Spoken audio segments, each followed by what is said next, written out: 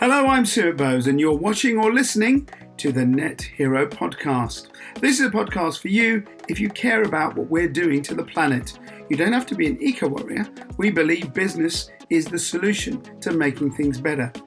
But we're for people who want to make that difference by either cutting their emissions or coming up with ideas that can help us do things a bit better. We've featured politicians, academics, lots and lots of business people, entrepreneurs, inventors, and of course people who are just interested in doing the right thing. So sit back, listen and enjoy, and make sure you subscribe to the podcast. Please share it with your friends and colleagues, and you can always check out our two websites that cover all of this, Energy Live News and futurenetzero.com. This podcast is purely editorial, so sit back and enjoy this week's episode. The sun is shining. Well, it is actually today. Look, there you go. I've actually got a bit of sunshine.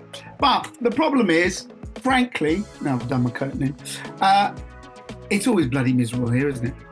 And, you know, it's hilarious that we've got solar going on in the UK and we're trying to have it here and people are doing it and it's quite good and all that. And places like Germany have it and people like the Dutch have it. And frankly, they've got the worst weather the same as us. But there's a shed load of solar in places with a lot of sun.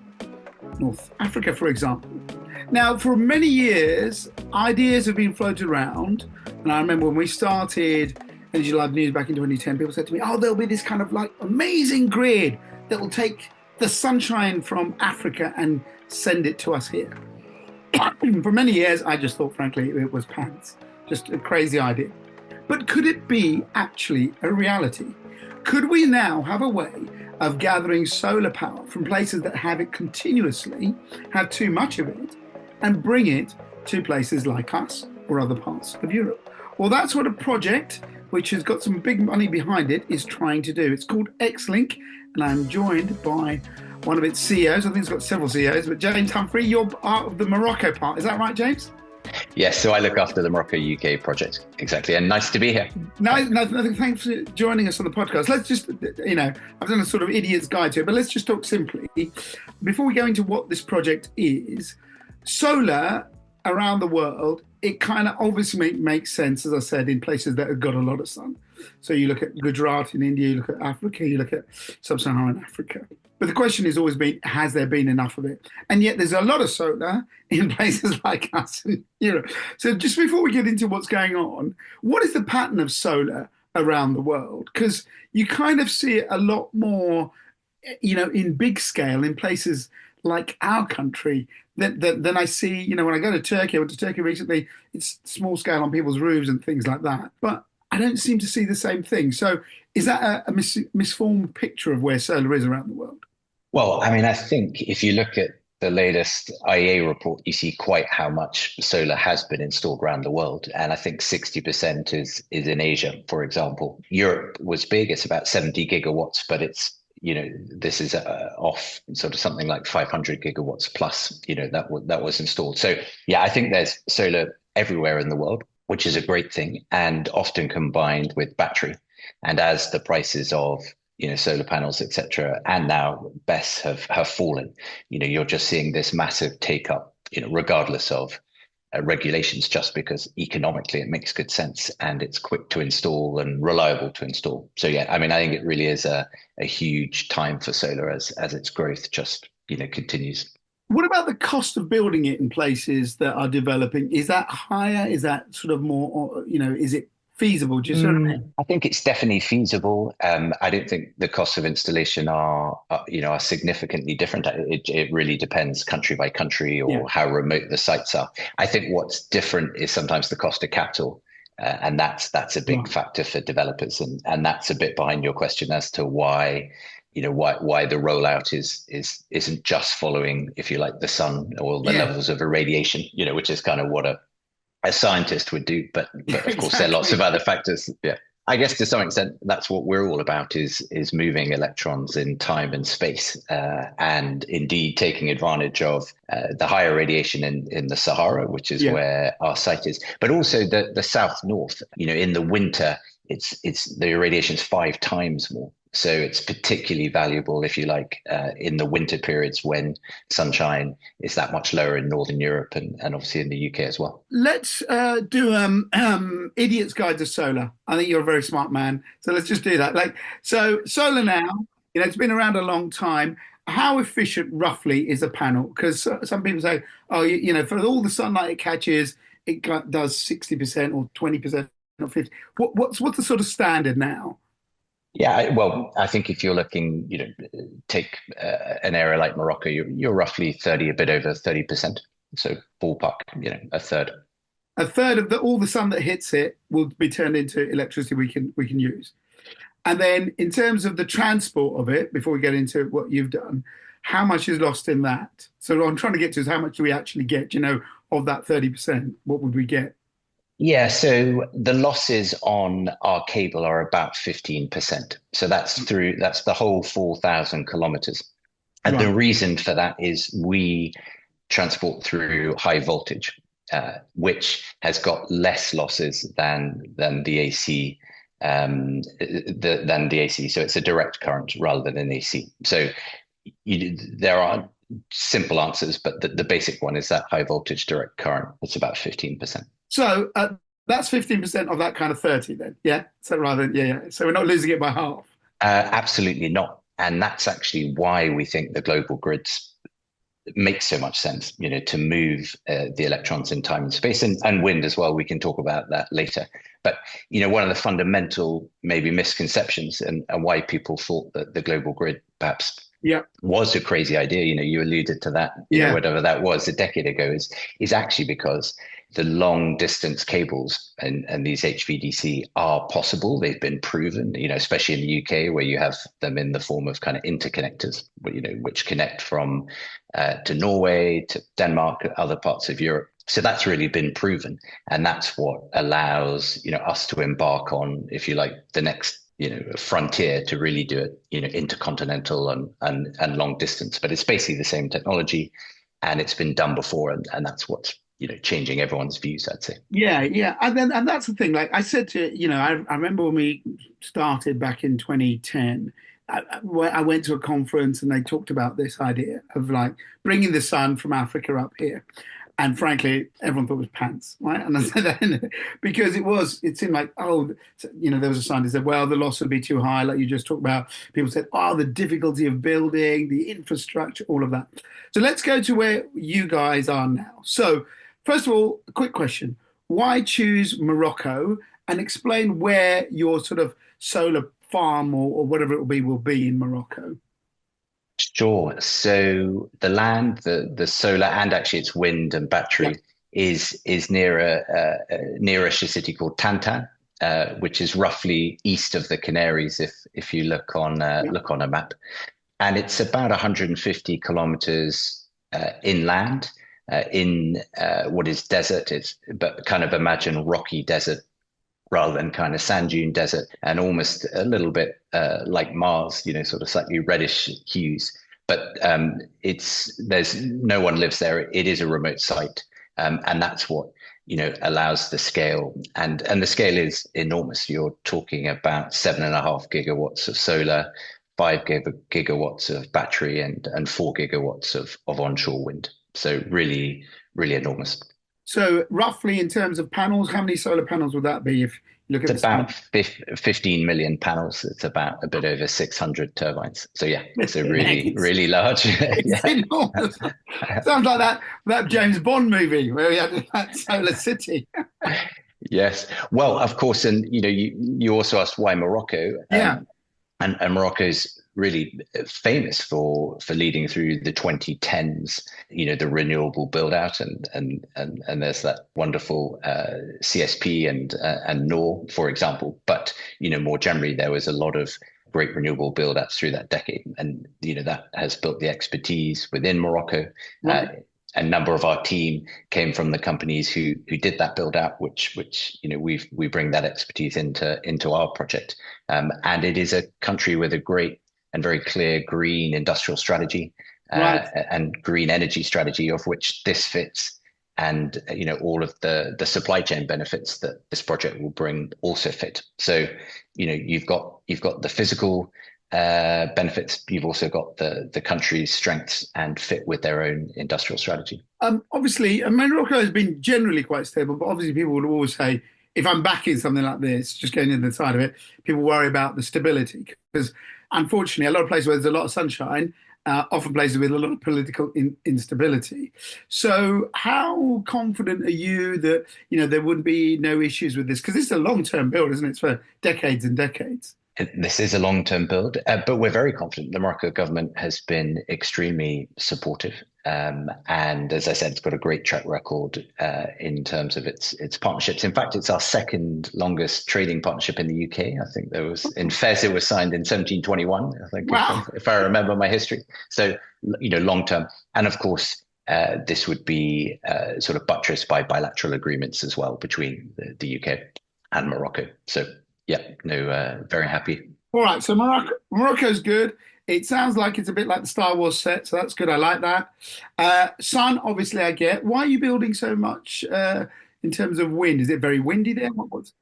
So it is, in fact, Ah, comparably so to the UK, oh, especially wow. in that part.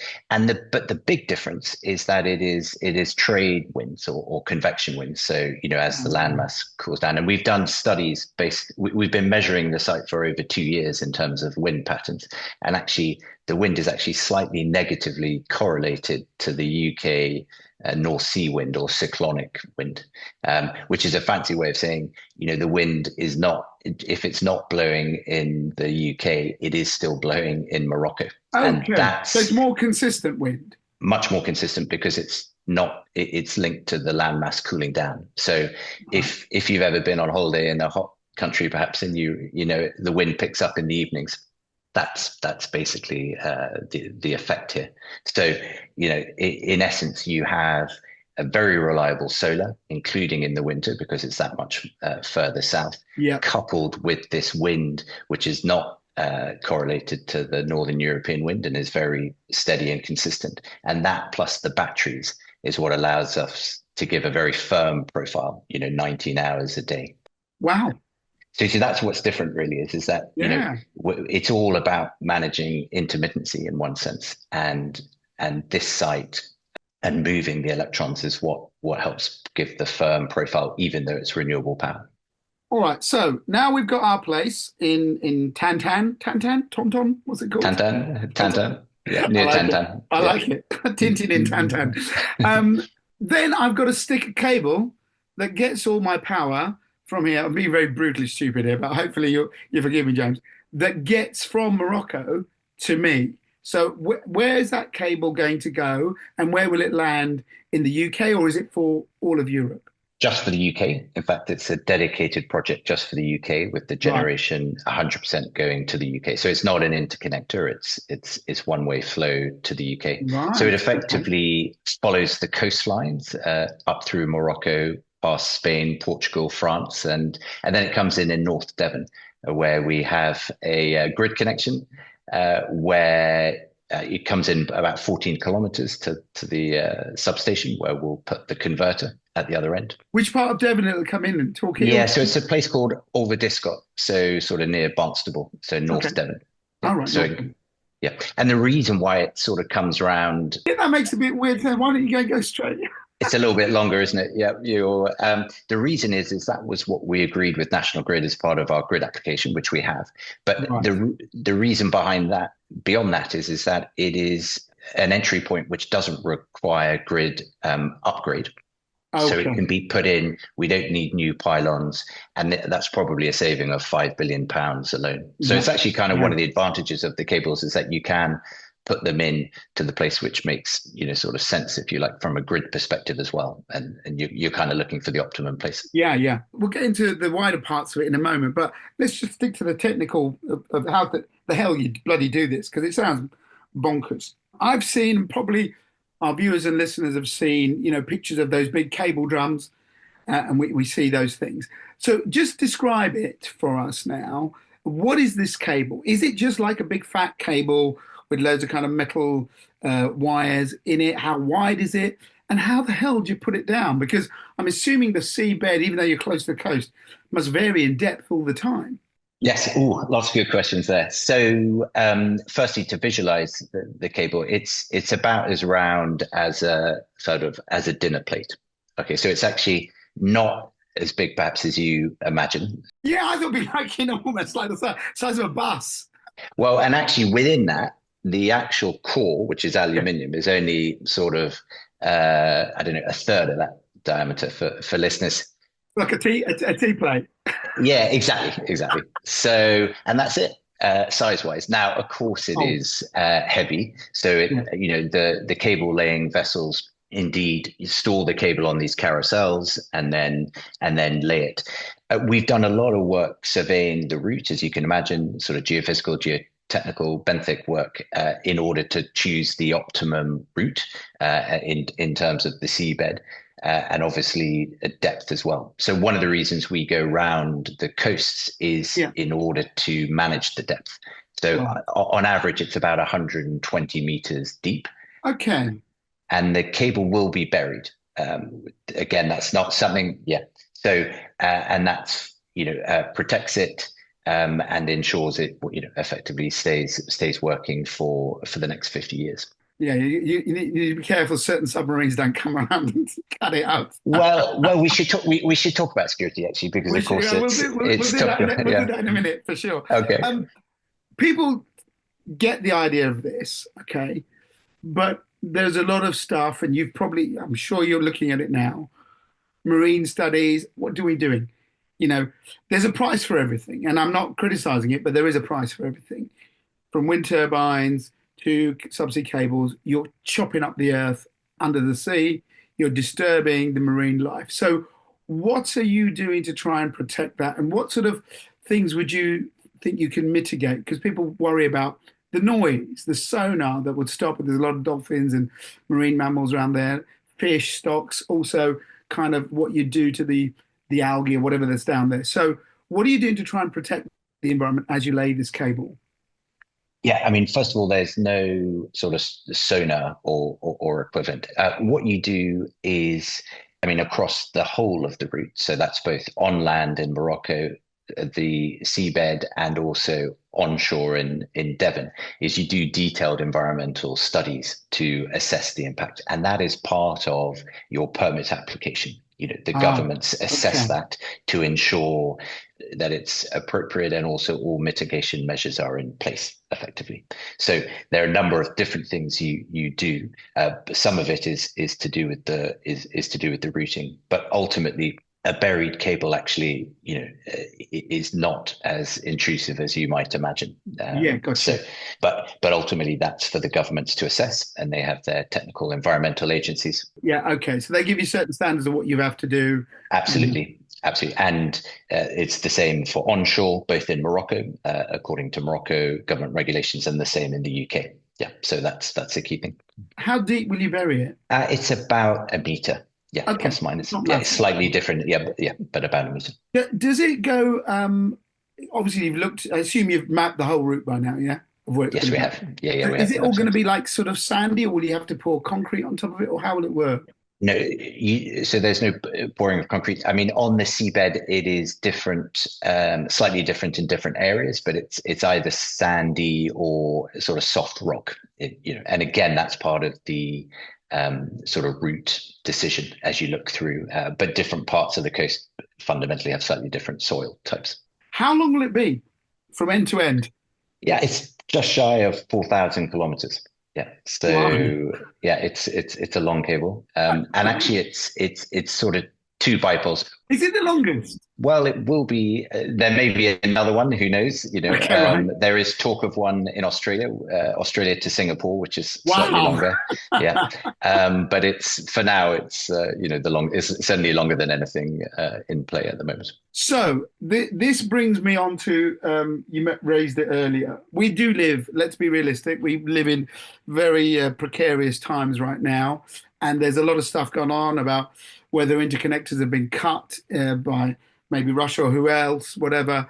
But these things are going to be vital, right? And as we rely on this power, so what are you going to do about security? Because that must be a big sort of headache. It's something we take enormously seriously, and of course, So, I mean, first of all, the cables we mentioned are armored. So that's first point. You don't mean with guns? Little guns in them. Absolutely not. Think steel. Okay. um, and they're buried at depth. I said it's about 120 meters. So that's already quite different, for example, to the Baltic, where you had internet cables, which are typically not buried, and the Yeah. Baltic's actually a lot shallower. Yeah, and Right. English Channel shallower still. So Yeah. that's actually already sort of very different.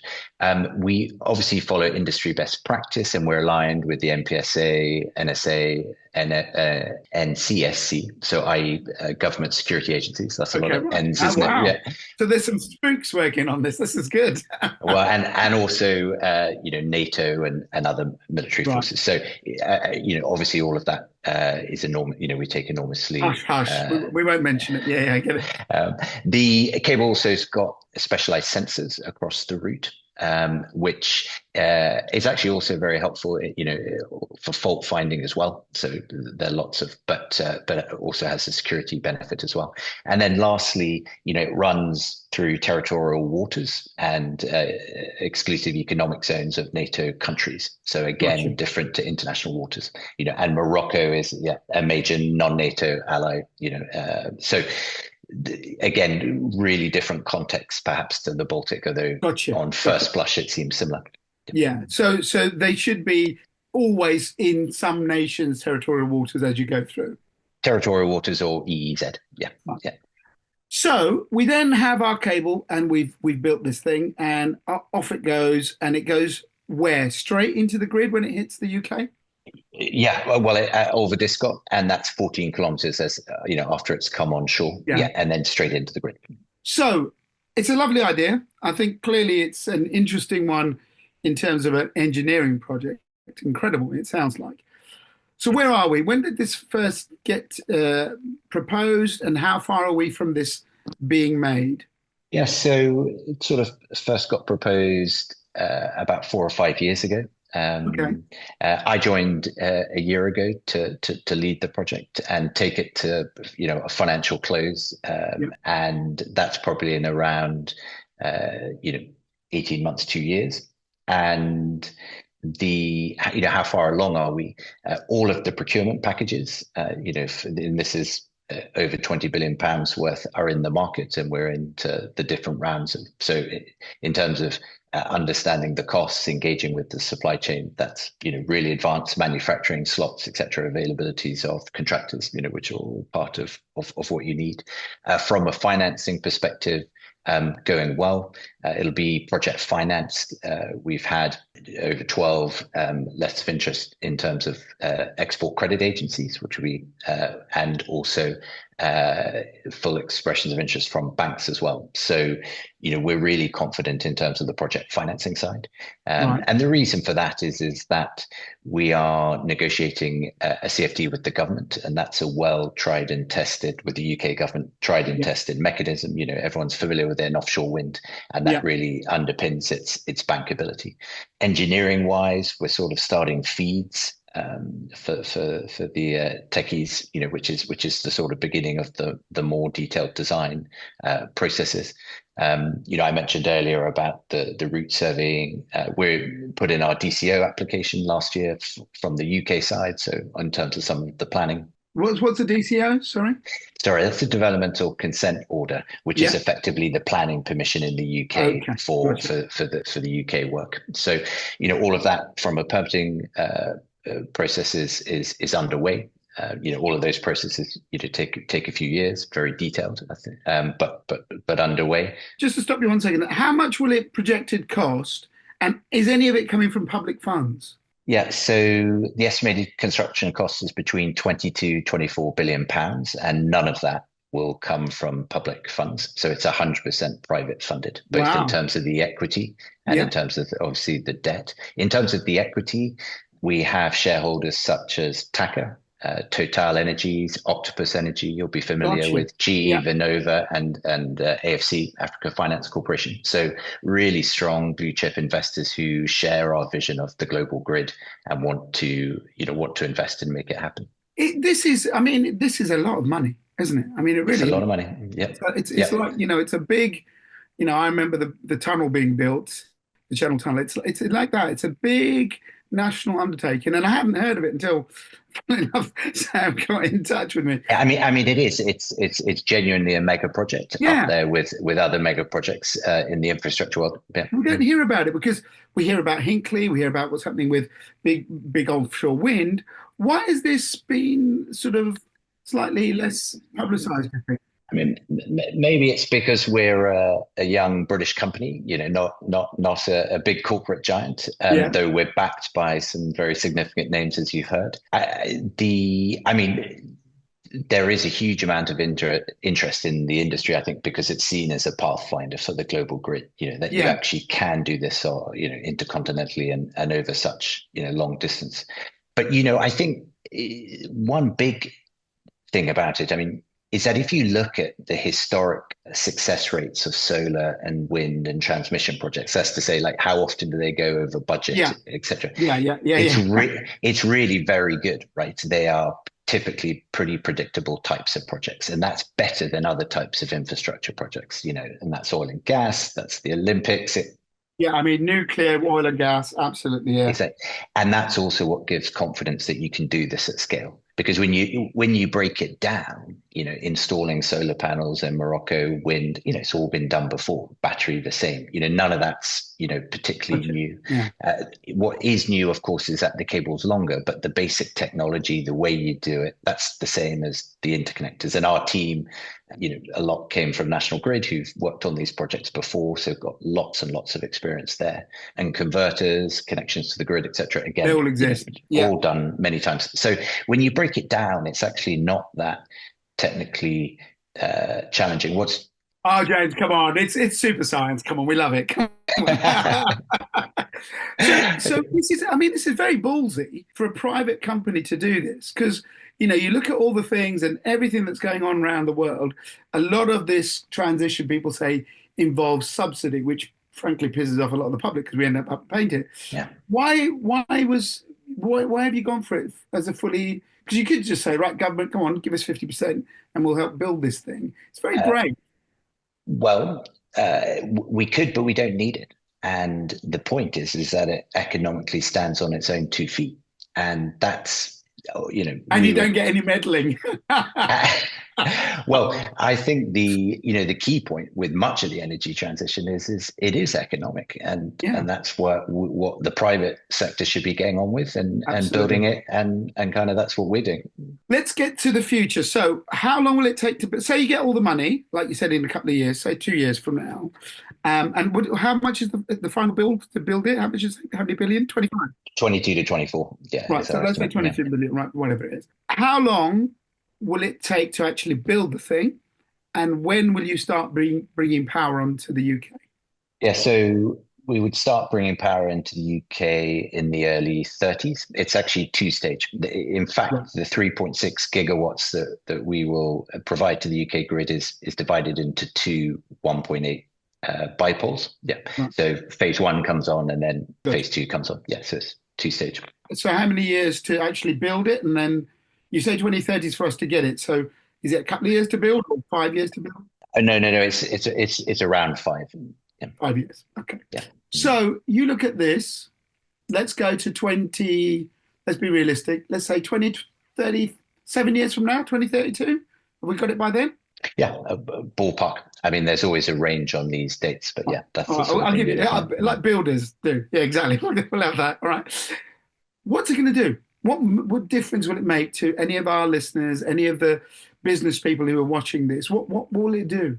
Well, first of all, it'll provide an enormous amount of electricity, 3.6 gigawatts, which is renewable electricity. The demand for electricity in the UK is growing enormously, Yeah. as you're well aware. It will also provide it when the UK needs it. So Ah, but we've actually optimized the plant around supplying peak time, sort of 4 to 7 p.m. when people most want to use electricity. But it's also available throughout the year, including during periods of so-called dunkelflaute when the wind and is not blowing or the sun's not shining. And I love that. It's a German word, isn't it? it's a Yeah. German word. I know it's a bit of a techie word, I guess, but It means basically nothing's on, right? There's no sun, there's no, that's it. Yeah. yeah, exactly. So no sun and no wind on a winter's day, and we had two or three of these occurred this winter, and the price spiked up to Yeah. £5,000 Yeah. per megawatt. Right, so Yeah. we would be providing electricity, green electricity, just through those moments, to the benefit of consumers. We reckon it will, I mean, according to the studies by an independent consultancy, reduce wholesale prices by over 9% in the first year of operations. Yeah, as well as reducing CO2 emissions by something similar, over 9%. So some big impacts there. So we're getting cleaner. Yeah, we're getting cleaner power, a change, hopefully cheaper prices. But the big thing that is always the problem with renewables, and maybe your project will address this, is what the grid needs is standby power, right? Because that's where all coal, and we even had to fire up a bit of coal over this winter, and gas, peaking plants. Where do you see these, this global grid, if you get this thing going and it's working properly? Will it help with that intermittency? Because the thing is, I suppose you could just go, right, we'll turn on the tap a bit more for some more power. Or will you just have it all stored in batteries in the UK or in Morocco and then just send it when it's needed? How will that work? Well, actually, we've got flexibility on that. You can do it in different ways. So, for example, with 4 hours notice, we can supply any 4 hour period. In general, the planned profile would be supplying from 7 in the morning, say through to 11 at night. When it's most needed in terms of the grid. But actually, it's flexible. And what you wouldn't believe, given it's 4,000 kilometers away, is it's actually sub-second response. So you Wow. can even offer like frequency services to the grid as well. So you could say, hang on, we've got an outage, whatever, we need it. You could have it up and running within a couple of minutes. No, with less than a second. Yeah, yeah, which is kind of crazy, isn't it? But that's that's what's possible with this type of technology. So it's really it's perhaps not what you first imagine, No, it's but not. yeah. But that's why we're excited about this profile. It's a different, but this is all part of the global grid, because if you think of electricity as the biggest source of CO2 emissions globally, and then you know that renewables are a very cost-effective way to meet demand, but on the other hand, you also got to manage intermittency and grid stability and other issues, and that's really where the global grid plays its role, we think, because you get to move electrons in time and space, which mainly solves that issue. Time and space. You're starting to make me feel like I'm sitting on the TARDIS. I like it. Before we go, this is a brilliant project, and I really congratulate you guys for it. I think it's a great thing, and it's a British thing that's going to do that. People wonder whether you're going to get the solar panels made in Britain or they're going to come from China. All of those sort of things, supply chain issues. You talked about adding to that. How have you planned? Before we go, two quick questions. The first one is, how have you planned to try and make this as kind of beneficial for the UK as possible? Do you know what I mean, in terms of the supply chain? Because that's a big thing. That is a big thing, and rightly so. So we estimate or that the socioeconomic benefits over £19 billion, and the UK supply chain part of that's probably over £5 billion as well. So really significant. And I should add, we have significant supply chain plans for Morocco as well I was in going to say, terms of developing local content. So everyone, and including the countries along the route, will benefit from the supply chain investment that the project brings, which is incredibly important in terms of jobs yeah. and industry. And then in terms of doing it all green, because that's another thing, your embedded carbon, all of those. I don't expect you to go through everything, but I assume you're looking at trying to reduce the profile of this as much as you can. Yes, absolutely, and it's a key part of the tendering, to understand what suppliers can do, as well as how you do the construction side, which has got other levers as well. So, for sure, and we mentioned the environmental impact assessments as well, which underpin it. So absolutely, and we're very confident that when you look at this on a net basis, Yeah. you have such significant CO2 benefits. Is a global grid going to be around by 2050 then? Yeah, so I think so. And, I think the parallel I like to strike is with internet cables. So in 1988, the first transatlantic internet cable was laid, sort of from America into the UK and France, Yeah. and we see this a bit similarly. And now you have over 500 of these and internet cables, and the world is, obviously connected, and that's where we see the global grid going. And so yes, so I hope in 2050 you'll look back and it'll seem obvious that that's what should have been done. I'm getting my cereal made by power from Morocco in 2050. I like it. I like it. James, all the best with it all. I think it's fantastic. Thank you. Brilliant British project. So is there a website where people can have a look at this stuff at all, or? Yep, sure. It's www.xlinks. X, the letter X. .co, letter X, links, plural, and then .co, just co. Okay, brilliant. We'll have a look at it and see what it is. I think you're onto something really interesting, because if it can be done, then we can start to balance the power, and it helps poorer nations as well as where we need the power. That's a really good thing. Yeah, brilliant. James, thanks for your time today. Well, thank you. I really enjoyed it. All the best. No, my pleasure. Thank you, audience. There you go. The future is electrons being transported like a TARDIS instantly across the world. What's your thoughts on the global grid? Get in touch on social media. My thanks to Rob for the production today. It's Sohi. Thanks to Sohi for the production today. And we'll catch you on the next episode. You've just heard the Net Hero podcast from futurenetzero.com. Join us as we help you find ways to cut your carbon footprint as we head towards net zero. Subscribe and follow us on social media. futurenetzero.com. Better business, better planet.